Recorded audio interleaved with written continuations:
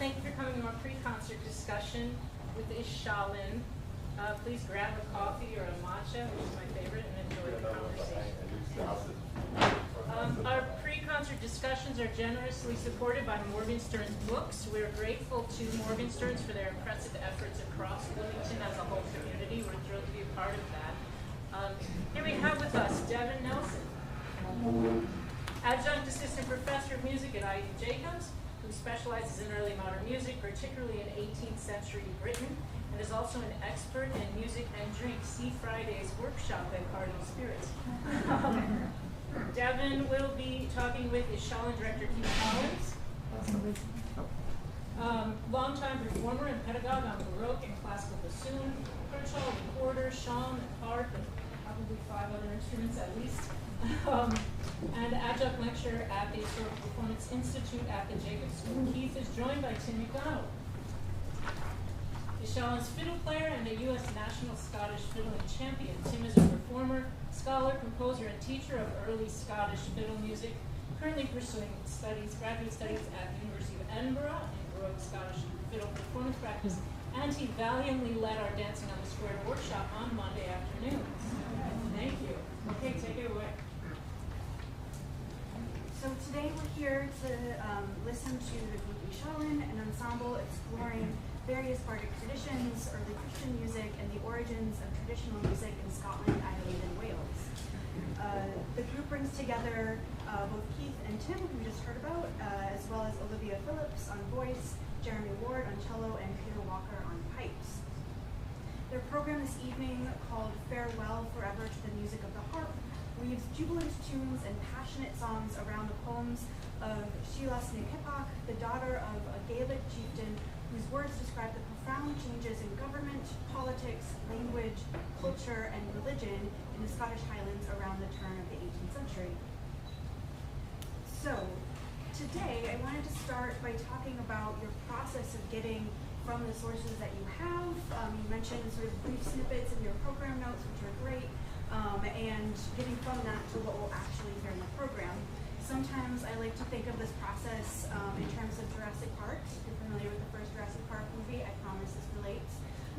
So the process of sort of extracting the dino DNA, which is incomplete, so you can't create an animal from that, then adding in frog DNA to create a complete creature that is living, breathing. So similarly, how do we create from these various sources living, breathing music that we can actually hear? You give these tantalizingly small details on performance in the 17th century and how much of it is not provided in your program notes. We sort of dug up dino DNA with gaps. So how much is surviving? What is the dino DNA that you have in terms of music, the poetry, and how the music and poetry align? Yeah, that's, the golden question, right? So, as being trained in early music, I'm always looking for examples, historical examples that can inform the way we interpret music now. And so, with my other life as a bassoonist, etc., we have a fairly good amount of information because it's a living tradition that goes back, right? There's always been bassoon players since bassooning started. But with things like this, the harp that was found in the Gaelic-speaking parts of the world, it was strung with metal strings. And while many authors from the time comment about how beautiful it was and how amazing the players were, we don't really get any examples of the music. Nobody wrote anything down. We have 0 examples of confirmed music specifically for that instrument over there. And so what do? Well, we look at the instruments, we look at written accounts, and we hope for the best. We look at music we do have, and what we do have is music from Wales. And there's a famous manuscript called the Robert Dacw manuscript, and it provides a tablature for Welsh music. And looking at it, it was written down in the early part of the 1600s, but it goes way back. Some of the composers that it attributes to were alive in the 14th century, believe it or not. And so by looking at that music and sort of trying to decipher it, which is in itself an entirely other process, we can then try and inform what else is happening. And then we look at things that were actually published for fiddle and flute, and later on bagpipe, and try and sort of look at with a divining rod, see what may or may not have been part of the harping tradition. Most of us are familiar with the Irish, or maybe you've heard the Irish harper poet Charlie O'Carolan, which of course it was one of the last of the harper composers in Ireland. And we don't really have a comparable figure for Scotland. Certainly there were lots of back and forth between the two countries, both musically and otherwise. But looking at further afield with things like what Tim does, we think some of the tunes that the fiddles ended up playing may have been originally harp tunes. We think maybe the pipers had a little bit of that as well, but we can't be sure. What do you think?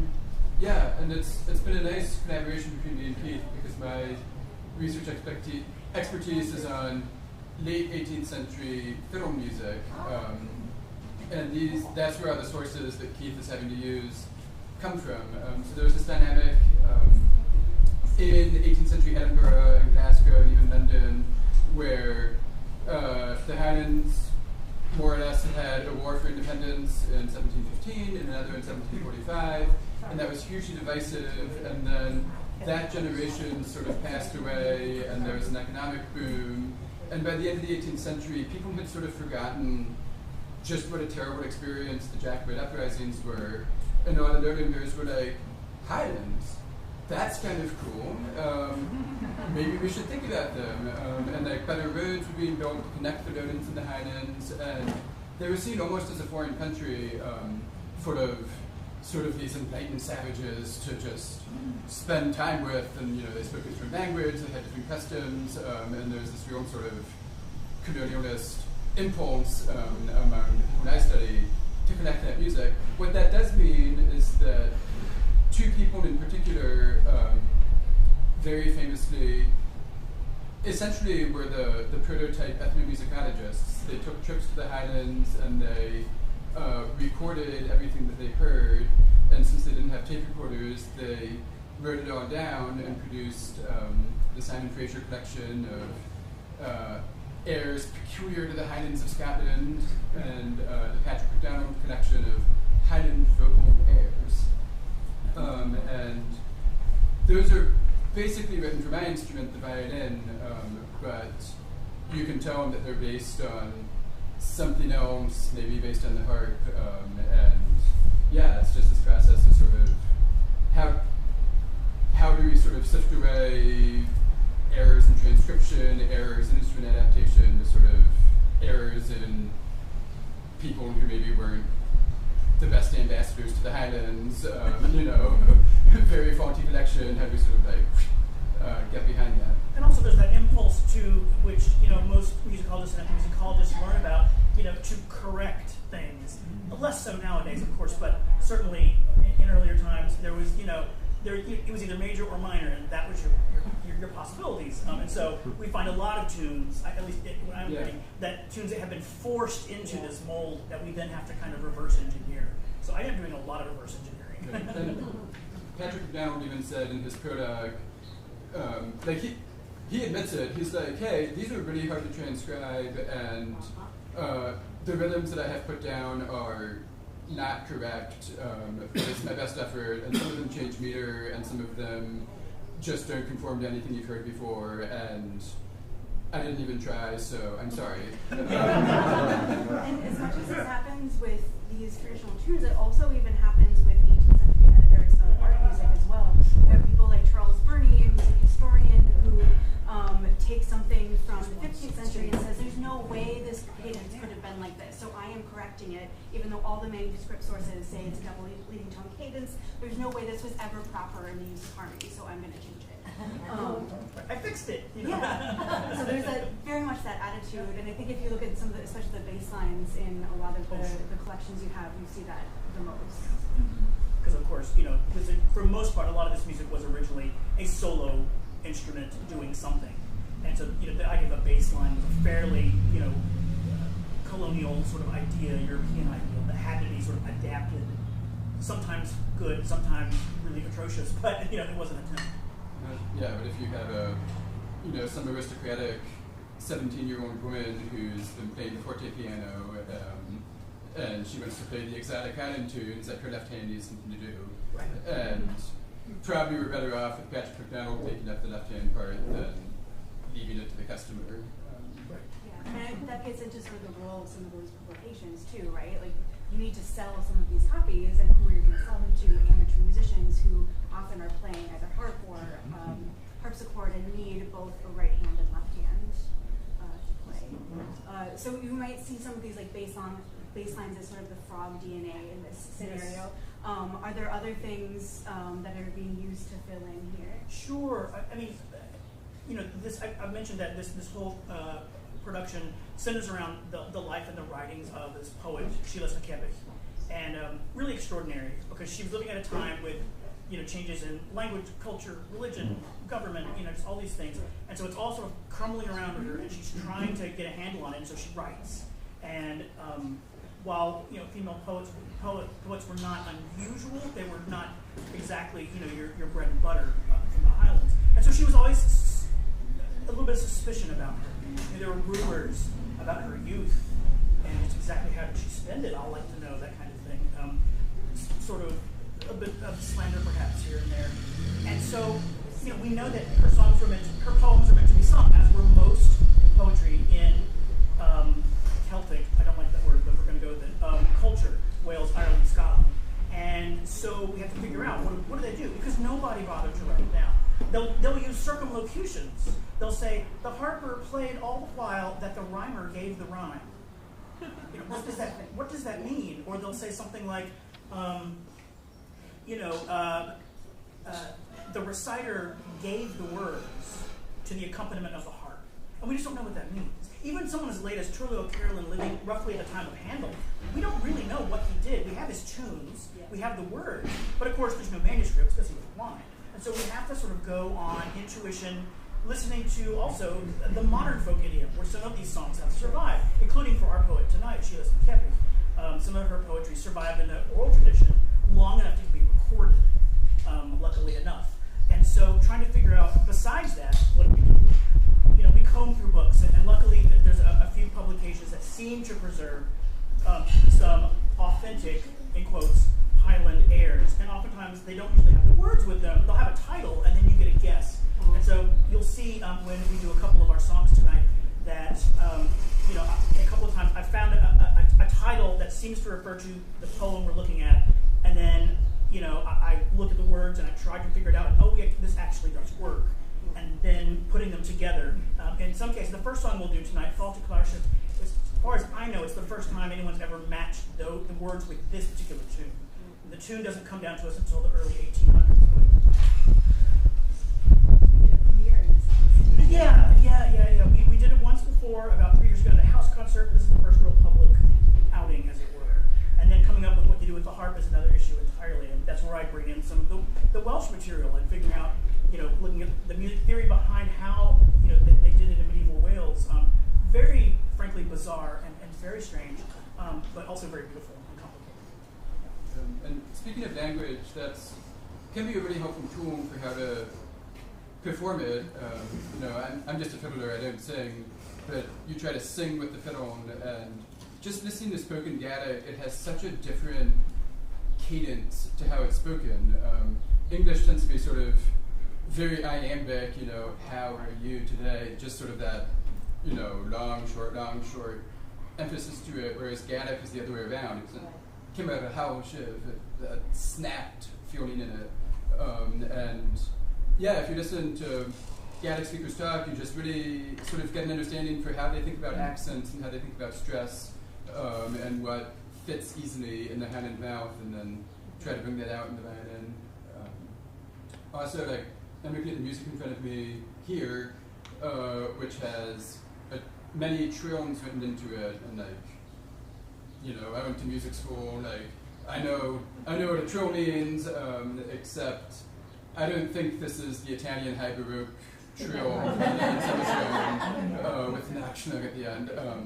So the violin being more versatile with ornamentation, I'm taking very deliberate inspiration from what harpists do and from what pipers do, because they have sort of, just the nature of the instrument pushes them towards certain ornamentation patterns, and you'll see me when I play trying to imitate sort of that percussive feeling with my fingers in lieu of, the Italian trill. So trying to get away from that like extra dino DNA that was sticking in the 18th century and Right, yeah. sort of carve away from And it. like in their defense, like at the print shop, they had a Trump stamp, and there's no notation for, Kralua. Like, what are you supposed to do? Not as popular. Right. And for the pipers, it's a little bit different. It is an unbroken tradition, although it's undergone lots and lots of permutations. There has been competitions, of course, for a couple hundred years now, and that's had good and maybe not so good impacts. And pipe bands became a thing where it had to be very regimented, and they took the show on the road for the British Empire with their pipe bands, and that is not the same music-making experience as sort of pipers in the past. And for the solo piping stuff we hear tonight, it's in a very ornate style, which is called in Gaelic Kilmore, the great music, or the big music. Sometimes it's called pibroch, which means piping. And so he'll play what's called the ground, the urlar, which is not a ground like we think of in Baroque music, but rather the floor of the piece, the basic version. And then he'll play these variations, which are highly, highly ornamented, and it honestly takes several hearings before you really start to hear it. This is real art music of a kind that we tend not to associate with folk culture, but it is incredibly complicated, and Peter does a wonderful job. If you listen very carefully to all those little notes, these little grace notes, those are all very highly, very specifically notated. There are ways to do them and ways not to do them, and the way he handles it is a sign of the artistry of the composers, who were usually anonymous, of course. And is he taking those cues from the written tunes themselves, or does he have other sources? Yeah, so written tunes, certainly pipe tunes do pipe pieces do turn up in regular notation, but it's super complicated and really messy. But then there's this other notation called counter, which is singing, where there are specific syllables. So you would sing through the regular the notes, but you would use specific syllables, consonant and vowel combinations, to hint at what some of the ornaments were. So you might have something like, ho, darin, hamein, it's nonsense syllables, but they all have specific meanings. Fascinating, amazing tradition. I liken it a little bit to the shape note tradition, except it goes even further in that it gets you beyond what's not just the notes, but actually a lot of the nuance, which you don't get. Of course, trying to decipher some of these notations that are in these vocables is a whole other art form in itself, because there are no rhythms. It's just simply a string of syllables, and you are to sort of define it as a mnemonic device, right? You already knew the tune. This is to help you remember, but there are specialists now who have studied enough of it for so many years that they're able to sort of tease out, this is probably how this goes. Fascinating stuff. It's very worth noting on the pipes that I think the aesthetic of ornaments is a little different than how I've been trained to think of them. For example, the pipes can't vary note shape, they can't vary note length, it's a continuous stream of air, they can't vary the volume.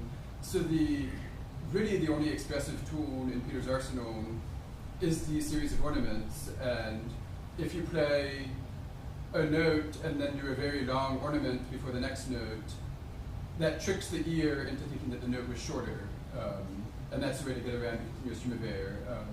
And yeah, different ornaments just sort of play with the emphasis, play with the accent. There's just a lot of light and shading in it.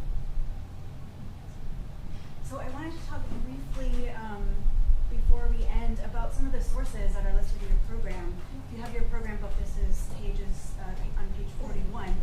So we have a bunch of manuscripts and a bunch of publications here, and I'm wondering what some of the differences are between these collections, and with the various motivations of the editors or authors might change what our knowledge is of these various collections. So, for example, the airs and melodies peculiar to the Highlands of Scotland, do they define what is peculiar there? Versus the complete theory of Scots Highland bagpipe, I take it that's more pedagogical in function. So what are some of the differences that you come across in these sources? I'll talk briefly about the bagpipe tutor, then I'll let Tim take. But the bagpipe tutor, that actually was never published. It's a manuscript, and he meant to publish it, but then he kind of went to India, and things got out of hand as it has happened, right? When he died of typhoid or something. Oh yeah, right. But it's the thought of him writing this book, which allegedly he wrote it on the ship on the way, with his pipes and what the other sailors must have thought and all of that are fascinating. But it's one of the earliest, really probably the most complete early account we have of how they thought about this.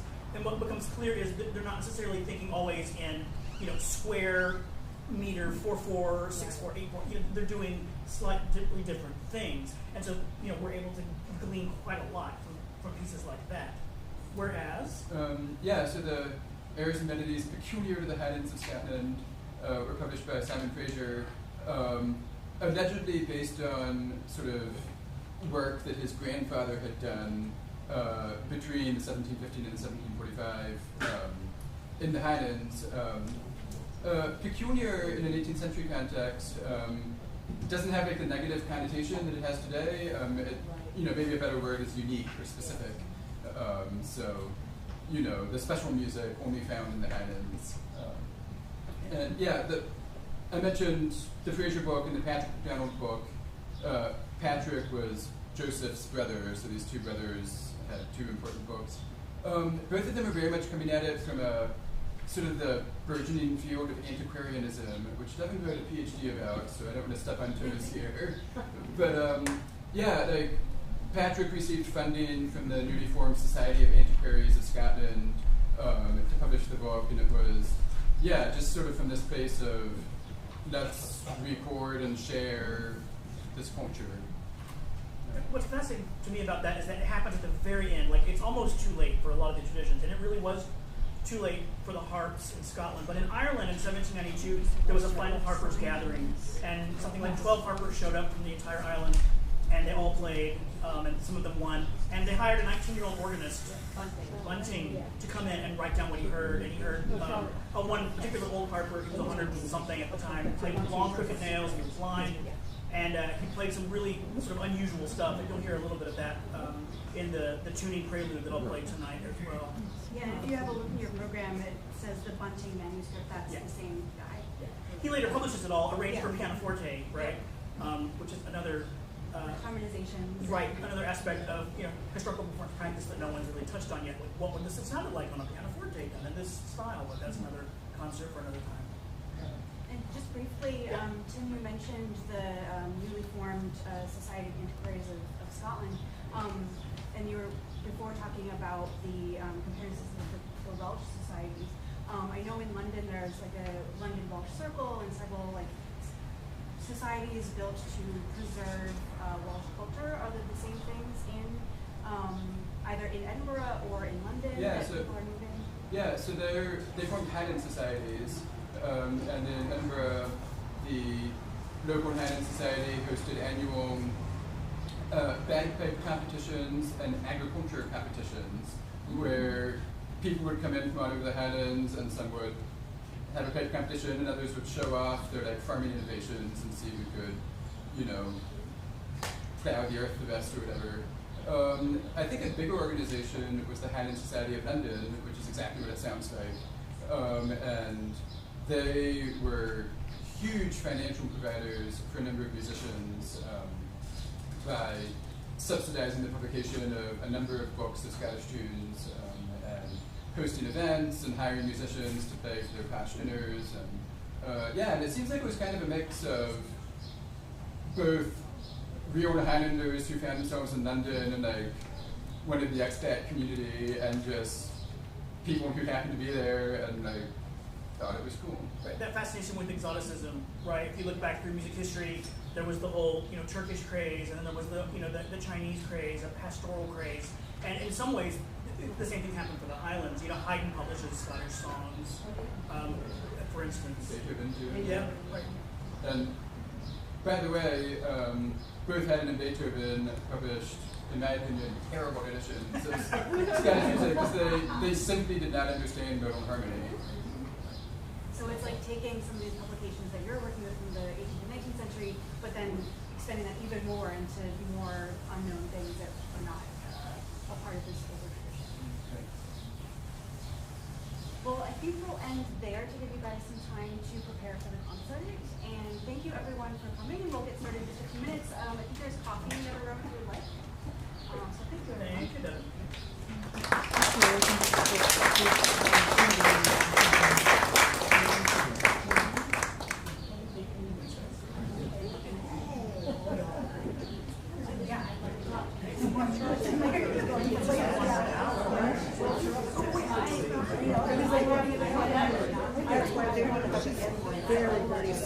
Okay.